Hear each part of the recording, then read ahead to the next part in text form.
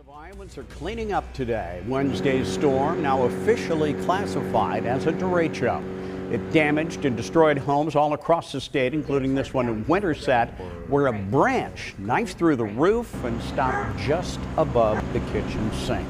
Good evening. Thank you for joining us. The storm smacked nearly every corner of Iowa. Boy, it sure did. We have Storm Team 8 coverage across central Iowa tonight. Chris Gloninger and Ann Campolongo will explain the severity of the storm, and Amanda Rooker is out with the people who are cleaning up the damage. But first, new information just into the newsroom. Within the last half hour, Governor Reynolds declared 6 more Iowa counties disaster areas, bringing the total from this storm to 49. Those in our area include Franklin, Humboldt, and Pocahontas. These counties are now eligible for state financial aid, and area homeowners can apply for up to $5,000 in state disaster assistance. New at 6, the National Weather Service has released its findings on several of last night's tornadoes, 13 in all, including one just south of Jefferson. It's been rated as an EF2 with top winds of 120 miles per hour. KCCI's Amanda Rooker is live there tonight with a look at the damage. Steve, it's hard to even show just how much damage there is. We've been driving all across Greene County, and this is what you see, just piles and piles of debris.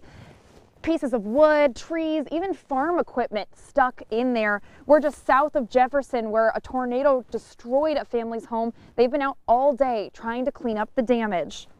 Lindsay and Deborah Larson have lived on this property since 1989. They were in the process of doing an expansion onto the house when the tornado hit.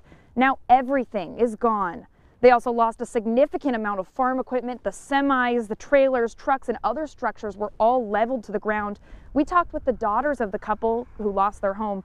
They say they're still coming to terms with the loss.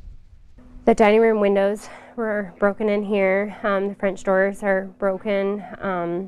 And then he looked outside and he said, the Morton building's gone, and it's gone. And you look all around this property and everything is just flattened and gone. But when they arrived this morning, lines of cars started pulling up, more than 20 people offering to help. Some were high schoolers, some were neighbors, some were people they had never even met, all carrying sheets of metal, chunks of wood and boards, and loading them up into trucks to help clear out all the debris. As we were here and starting to pick up, people just kept coming and pulling in, and what can we do to help? And people were bringing food and water, and it's just amazing how people come together for terrible situations like this. People just want to help, and that's very much appreciated.